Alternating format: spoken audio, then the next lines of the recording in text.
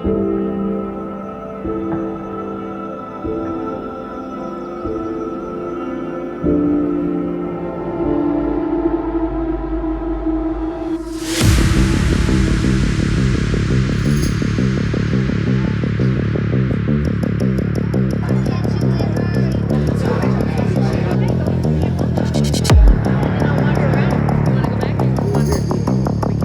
morning. I'm feeling amazing. The sun is shining and less than 24 hours from showtime. I'm feeling good. That's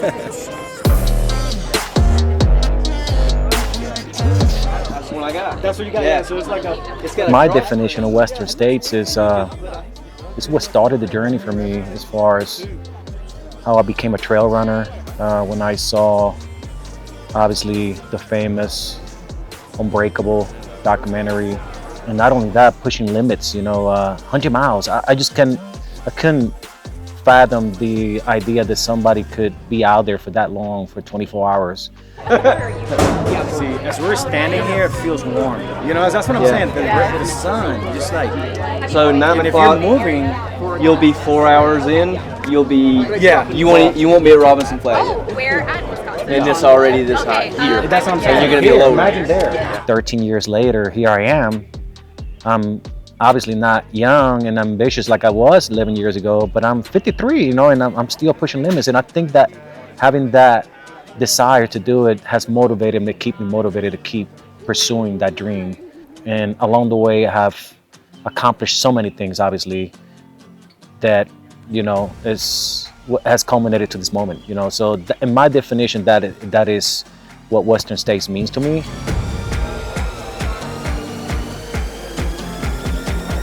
She gave me all kinds of tips. She's a 5-time finisher, Diana. Pretty cool, man. Western States itself is the Super Bowl of hundreds. It's the original one. It's the one that started it all. It's where the buckle came from. I always dream of that moment, taking that photo. So now I gotta find it somewhere. Yeah, I mean, being here is like Christmas morning, man. This is the moment that I've been dreaming for 8 years, and it's become a reality. All right, less than 24 hours away, man. I'll be starting that line. So. Get your white card, please. Yes, sir. Yeah, postcard. Yeah. One step closer. Not done yet.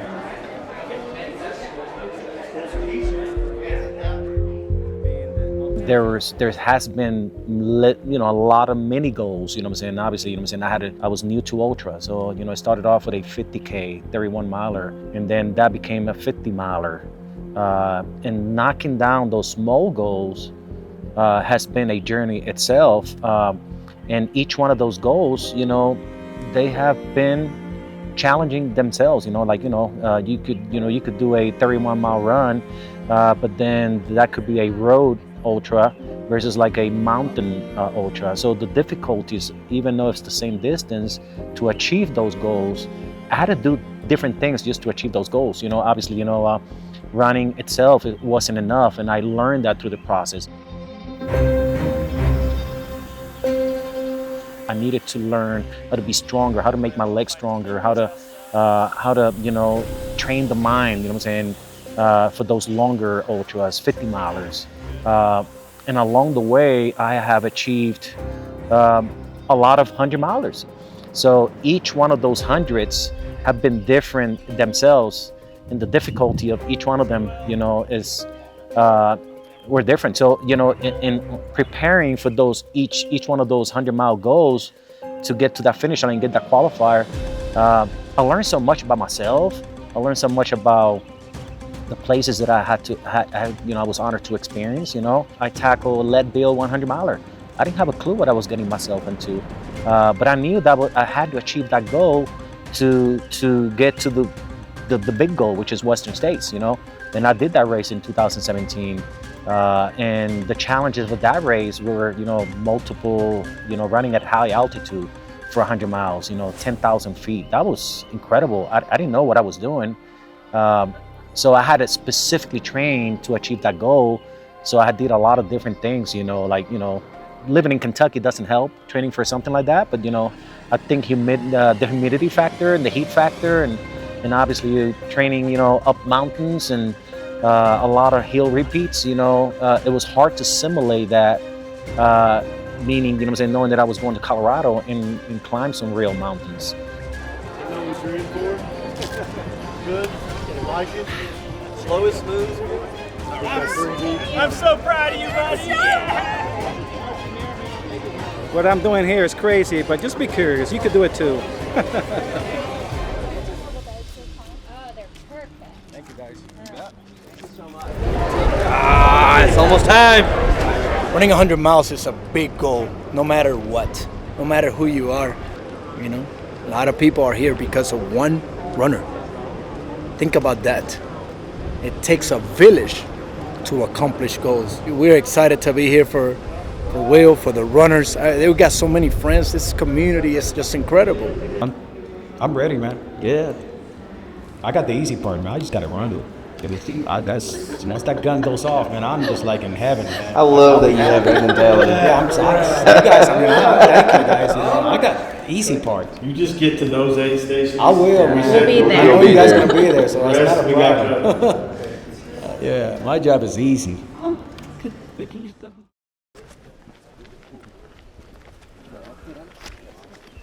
It's not about the start, it's about the finish. I'm gonna go here, don't wreck it in these first 4 miles. Nice and chill up. Yeah, chill up. I gotta warm up. Yeah. Just get that blood flowing. Yeah. Remind you what you told us. Be in the moment. Take a look around you, see the mountains. You worked hard to get here. Stay with it. Find my flow. Everything ready? Okay. 5, 4, 3, 2, 1. We'll see you in Auburn.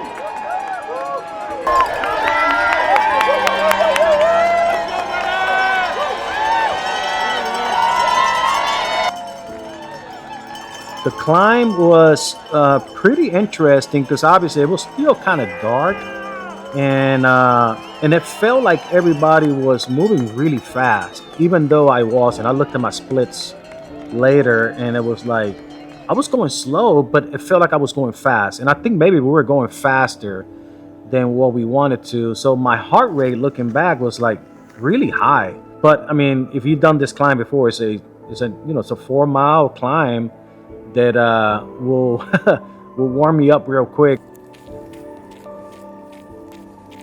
When we made it to the top, it was like one of my highlights of the race.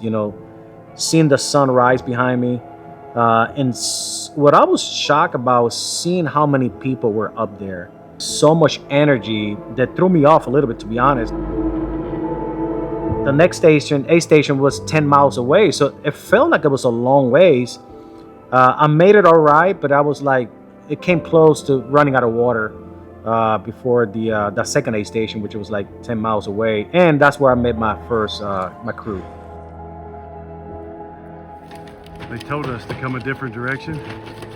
We decided we were taking a shortcut.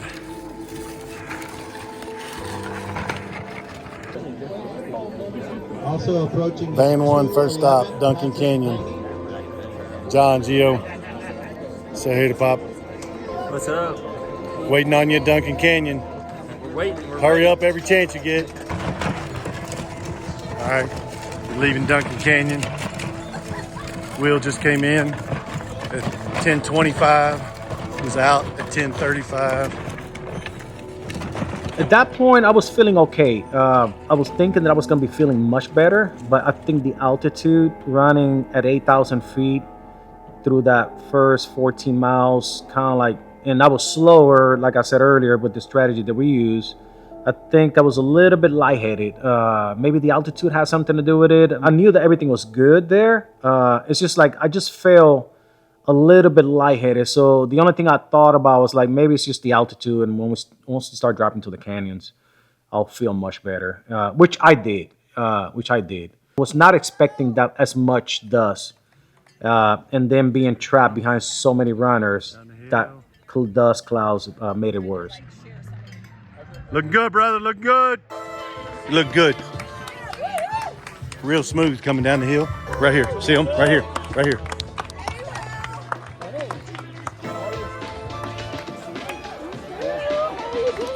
Right here. Right here. Right here.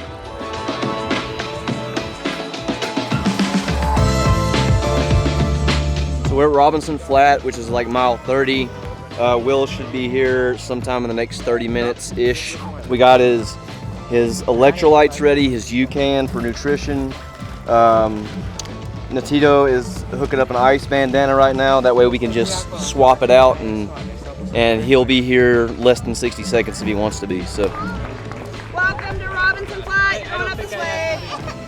By then, I was feeling much better when I met my second crew, and they were spot on. I mean, I remember arriving. I threw my water bottles to Mary, and she caught them in the air, and she already had 2 more for me refill. There was everything that we rehearsed the night before. Everything they were just doing it. Get some. If you could just do, you got ice here? Yeah, I got ice in here. Just fill it up with ice. It's got some side pockets. Got you. I'm spraying. Yeah, you're doing good, man. That bottle's good. That bottle's good. Bottle's good. If you Got it. More? Let's do one more. One more? We good. All right, brother. All right. Thank you, guys. Hat, Get that hat on. See you in a bit. All right, buddy.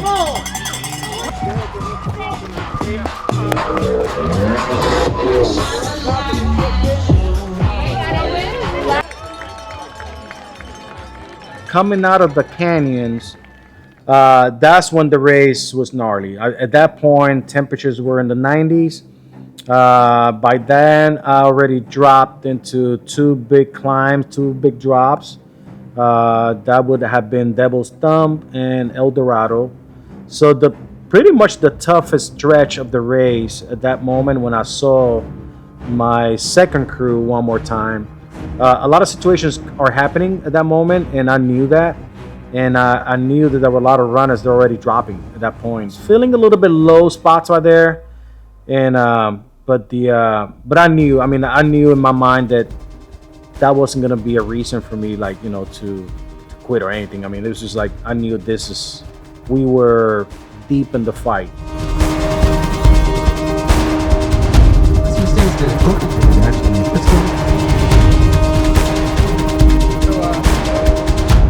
Actually, no. Do we have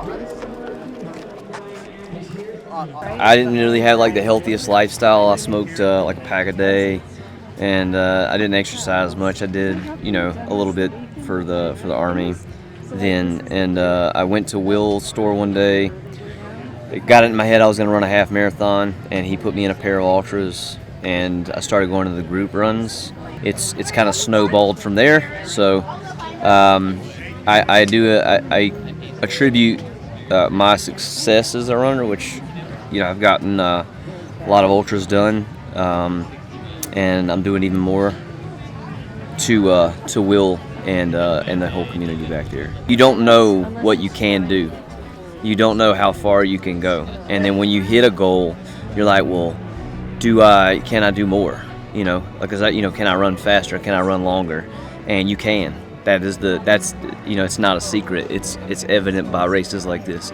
You can go 100 miles, and you can accomplish your goals, whatever they are. So set goals, meet them, and unlock your full potential. You'll be surprised at what you can do. There you go, bud.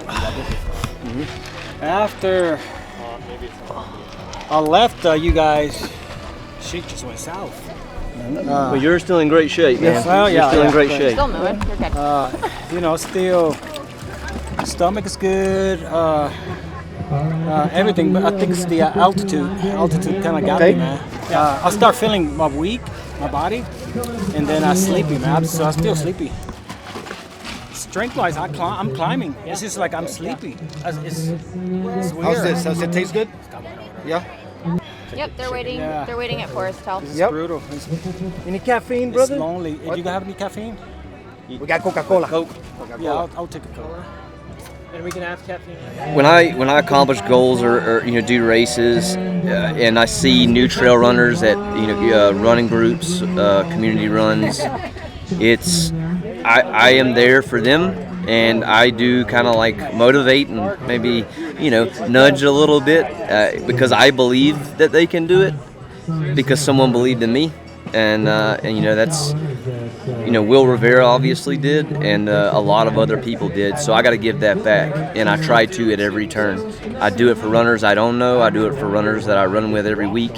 I do it for friends. I've got a friend, you know, Mary Halterman. She's going to do her first 50K next month, and she's already ready, and she knows she can do it. I believe that she knows she can do it, and I believe she will do it. So that is.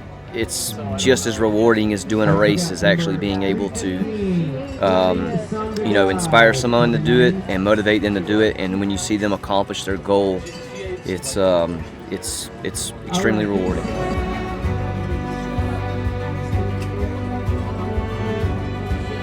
So I just needed to hang in there until I got to Forest Hill. And you guys knew that the second crew were gonna also meet me there. So I was really looking forward to that moment, that I knew I was going to meet everybody together and I was going to pick up my pacer. And I knew at that point that the heat eventually was going to be less, because I mean the sun was dropping as well, so it was going to be nighttime coming. Yeah, so and that's when I was looking to just doing some night running with my pacer.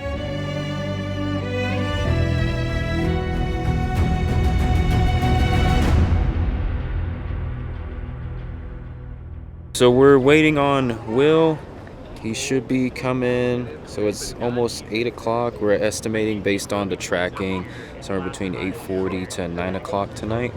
So we're just on standby so we can support him, fuel him up, make sure he eats, change his shoes out, and help him have high spirits. We have seen him twice. Yeah, we saw him at the first crew access, which was Duncan. He was looking great, and then we saw him at Dusty Corners. So there's a fire, and there's the green bridge is closed, so that's not going to be accessible to the crews. I don't know who wants to tell him about the green gate, because he's expecting to be crewed there. We did not tell him about the fire yet. Okay. We wanted to let him just get here, and we'll address it. So if you want to tell him about, yeah, I'll give something to talk about. Or just like, hey man, you know, there's no crewing at Green Gate, but we got a workaround. We're just gonna crew you at Rucky Chucky and then hit you again at Point of Rocks. We got 4 hours and a conversation to be had, and that'll be one of them. Yeah, no big deal. Yeah. And you said you have your phone and you can contact us. Yeah, and you know, it only affects our side of it from our van by 2 miles. Yeah. Because Gio was going to get him at the top of the hill. Now he's just got to get him at the river and cross with him. Yeah. So it's no sweat. Yeah. Well, the first time was to take pebbles. It was no big deal. Well, it's hard to accomplish anything if you don't know where you're going with it. I mean, you can jump in this race, but if your goal is not to finish, if your goal is not to go sub 20 or just the golden hour, what are you running for? You know, but if you set those goals, and I know Will, because he's been a running mentor to me for a long time now, is I've never set just a single goal and set myself up for failure. So the primary goal on a race like this is just to finish. They're tough. They challenge your mind, they challenge your body. So finishing it is great. And then you look at it from that and say, okay, what do I want to do beyond that? Well, he wants to go sub 20 or he wants to go sub 24. So he's got his goals. He knows what it's looking like right now. And if he needs to back off and adjust, he's been there before. He'll do it again. So I'm looking forward to running with him here, seeing where he's at. He's gonna like that the heat's gone. You know, It's been rough out there in the canyons today. I saw temperatures when we were down there. It was supposed to be a cooler day. I saw him spike at 96, and I'm sure it went up from there. So hopefully we're going to give him a little shot in the arm here, get him to Auburn, and he just gets to get another buckle added to it.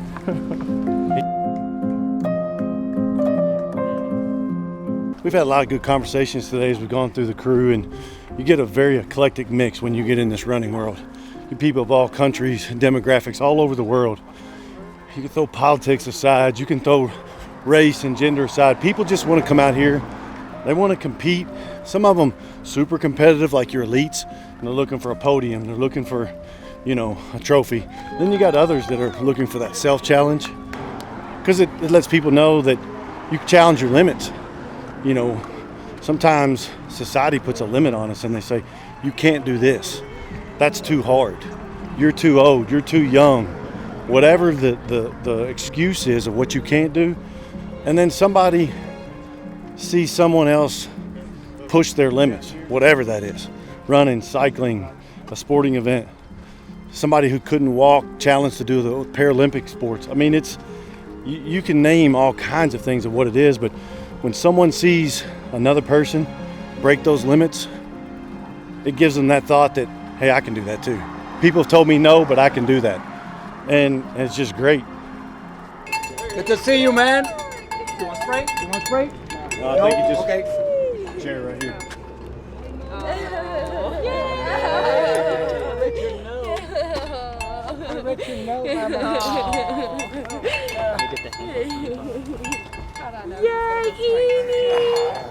Yeah, I know. I've been waiting for you. Oh, she's been good? Yes, yeah. Oh, yeah. She made you a wrap and you got chips. You got everything.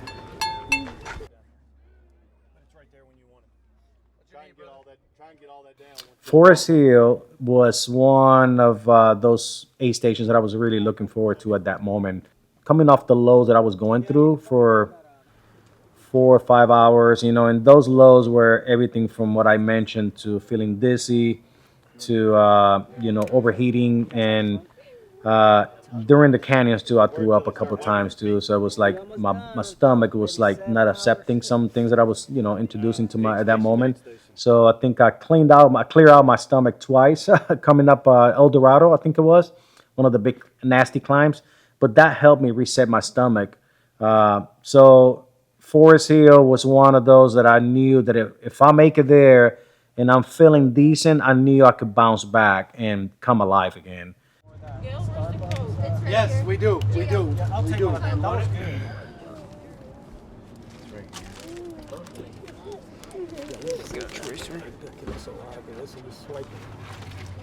My body needs liquids. Liquids? Hello. After seeing everybody together at Forest Hill, we made a shoe change. We exchanged socks.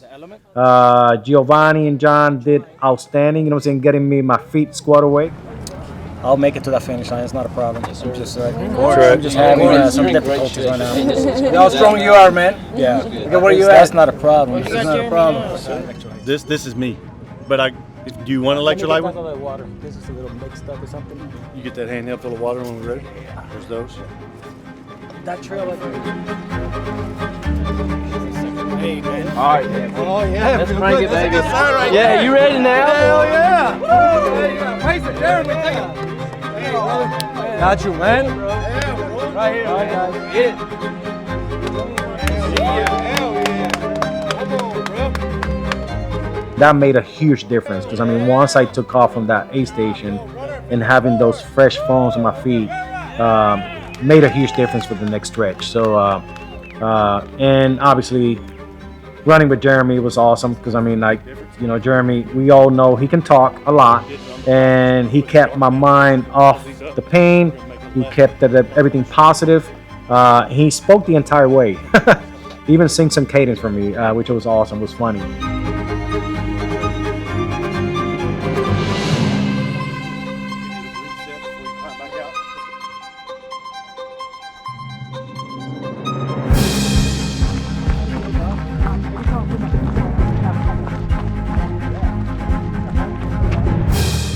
Found this little water spot here on the side of the trail. We got a little spot for about the last mile and a half.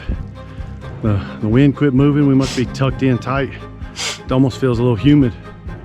So he's pulling his sleeves down a little and grabbing some water. It's cooling off. Been moving real good. Passing several. Not trying to, just by virtue of really moving good right now. That's a good one, Will.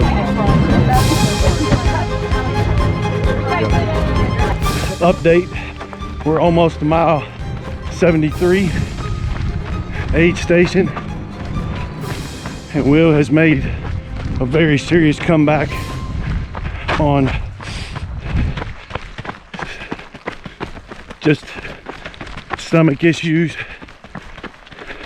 altitude problems he struggled with a little bit. Good recovery. You can see him now.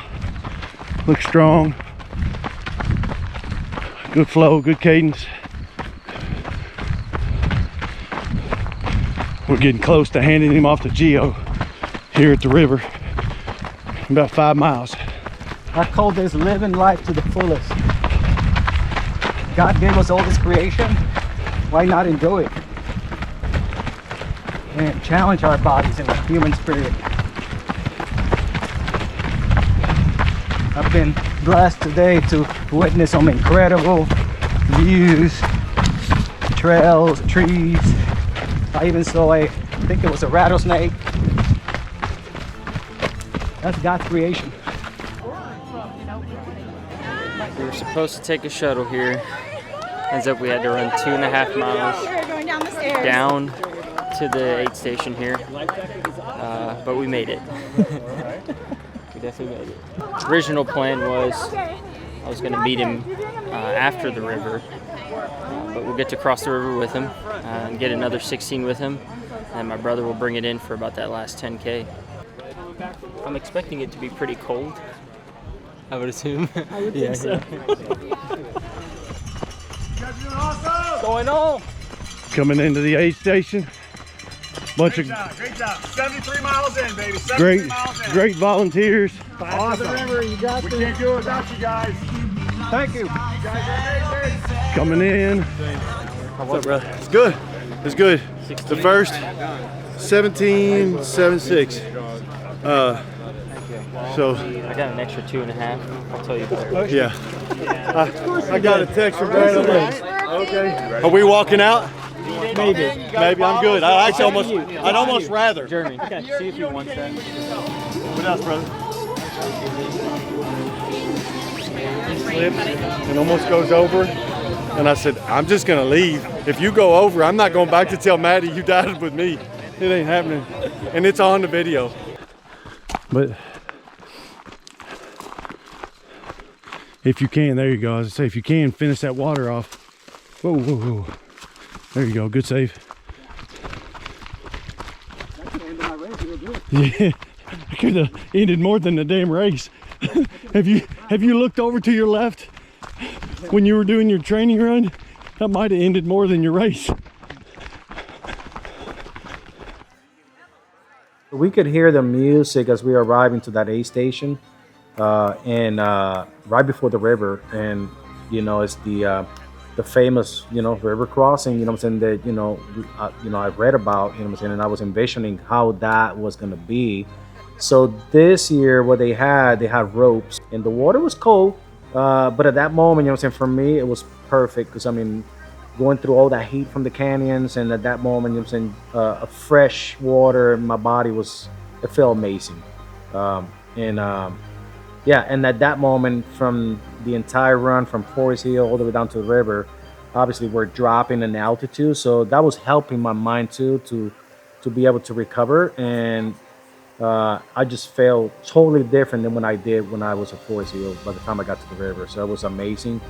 And picking up my new pacer at that moment, Giovanni, was also amazing. So yeah, the whole experience from that moment, from Forest Hill to the river, great. I feel much better. I was able to recover, and I think there was a situation. There was a fire on top of the aid station, and I heard the stories from the crew that I didn't have a clue what was going on.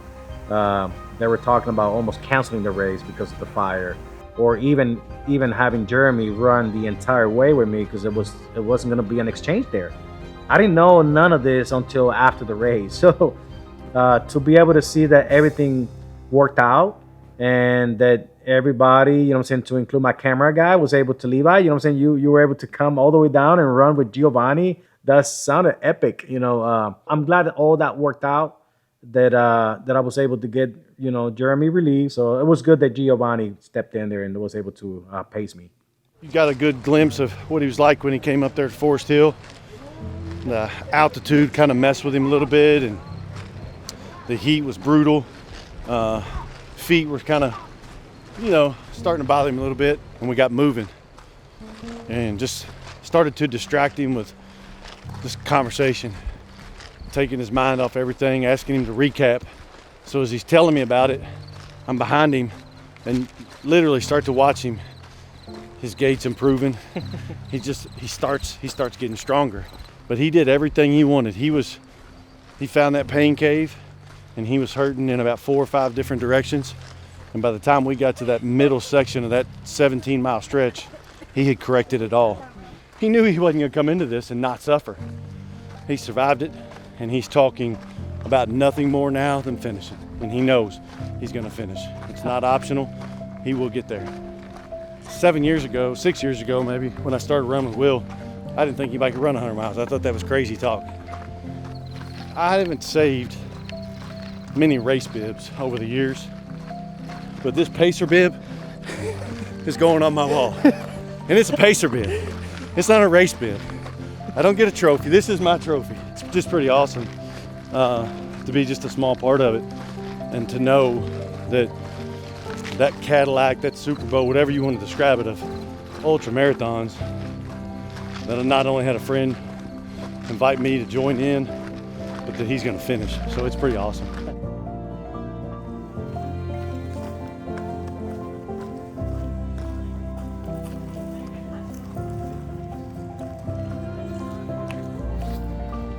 So we are at Rocky, and this is going to be mile 94. And we're waiting for Will and Gio to come in, and then Jonathan's going to take over to the finish line. We've been up all night. We haven't had coffee yet. We're waiting on that. We're all here, the crew, and exciting times. But wouldn't change it for the world. It's a big dream for Will, and we're all here for him. And these guys have done an amazing job. Our crew has been stellar. Couldn't ask for a better crew. And to be here with our family and friends, priceless.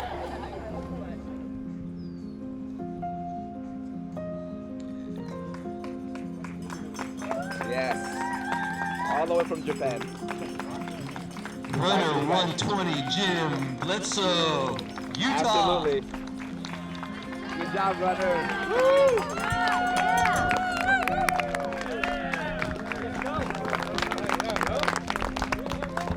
Let's go, man. That's what the man said. Now I don't need anything. Let's finish this mother. Oh, there we go. There we go. You got this. Oh, yeah.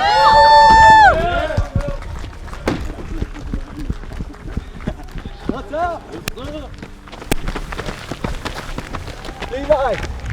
See you there, Will. I'm tired. I gotta finish. Okay.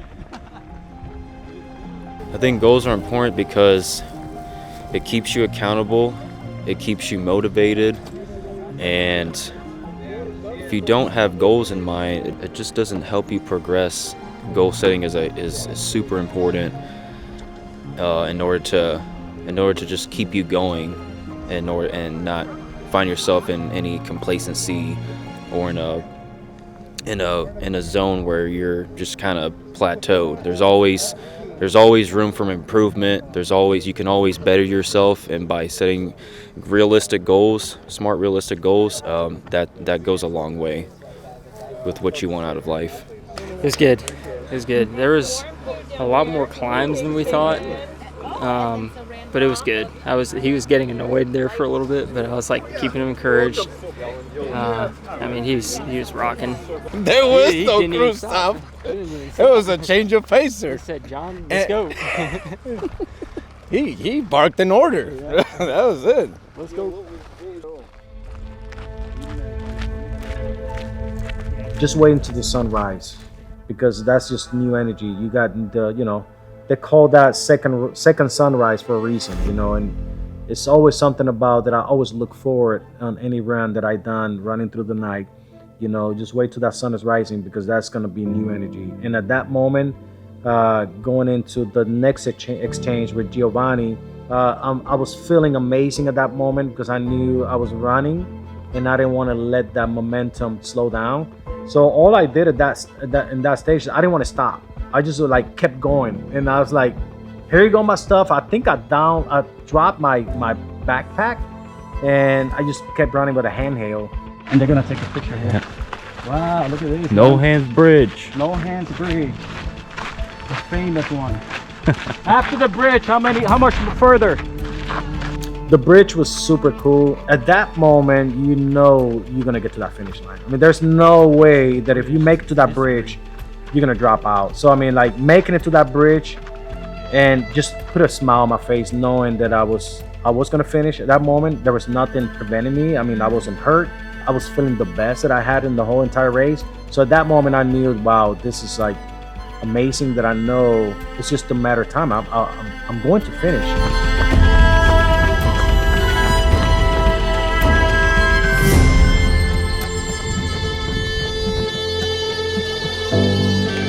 Mile 99 markers right up there, bro. Welcome to Roby Point, baby! Yeah! Welcome to the point, big dog. Woo! Look at emotion, man. Yeah, for sure. Yeah, beast, bro. It's awesome. Freaking beast, man. Yeah. Everybody rooting for you. Thank you. Where's Maddie? She's coming. Dude, my climbing has been incredible. Mira el buckle. You got that buckle. Oh, man. Wow, you did it in what year? This was 1982. Oh. You're one of the originals, man. I You're know OG, it. man. Yeah. Wow. I read about that 82 start line. That's amazing. Yeah. You got a picture of that? Yeah, man. This is history right here, brother. And I'm part of the history, brother, now. Oh, bro. And you guys will too. Yeah. Sergio told you that last 16 was the hardest. He said it was awful. It was supposed to be easy. Another one of my most, incredible moments in the entire race. Seeing everybody together, we're climbing, everybody was having a good time, we're laughing.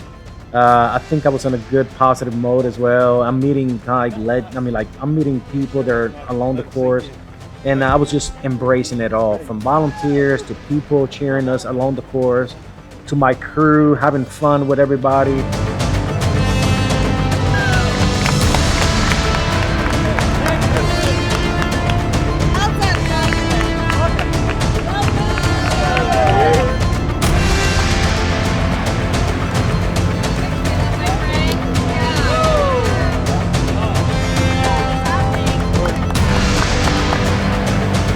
The thing about making it to the track was I made it to the track and there was really no runners.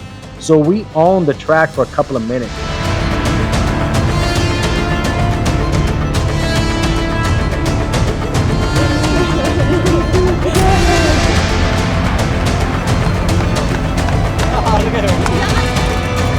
The last, 20 feet, I just walked it in. Especially when I was given, my granddaughter, and I was able to walk with her, just enjoying it all. It was one of the most amazing feelings that I have of any race that I ever done. I think that's one of the most amazing finishes that I have experienced in my life.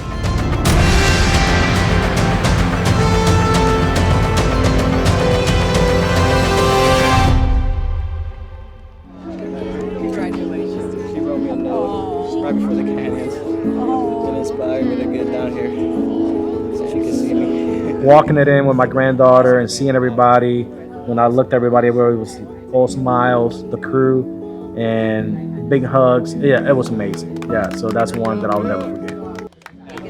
That was a finish. I couldn't be happier and so proud of him.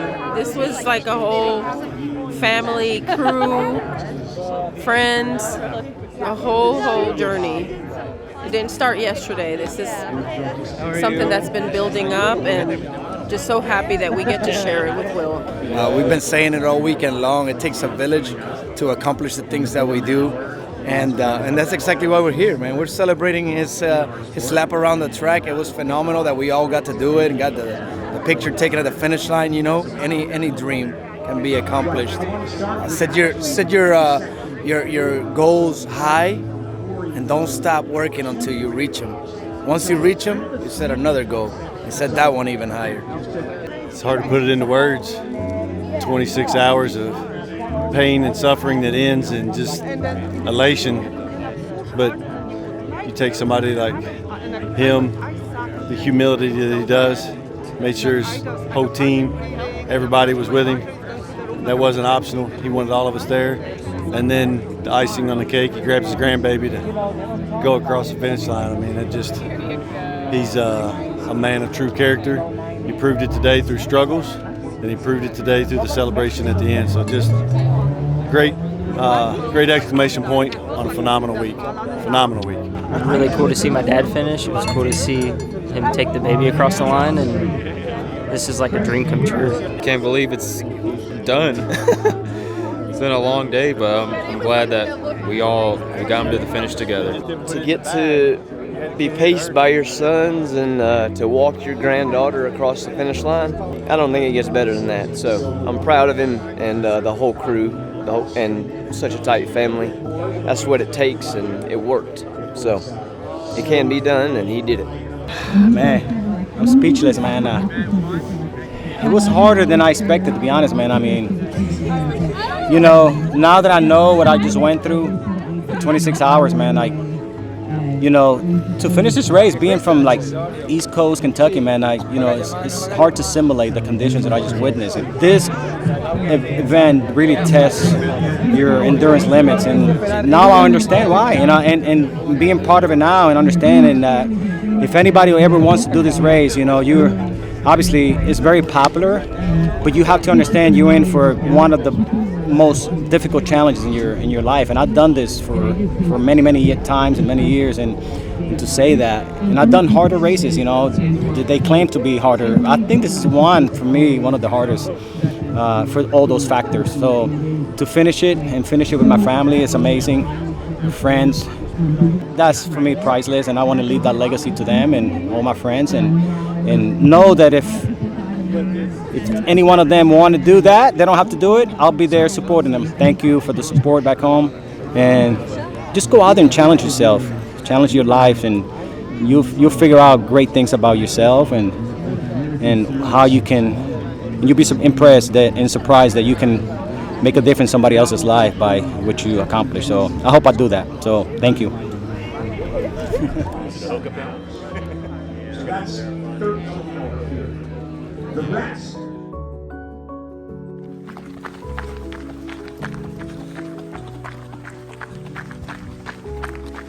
Dang, why didn't we drive down here?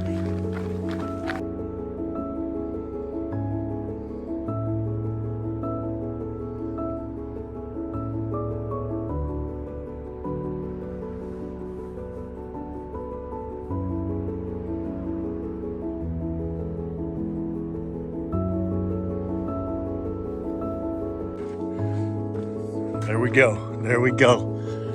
All right, brother. This is the parking in Duncan Canyon. For about a mile or longer back. I'm just testing this real quick.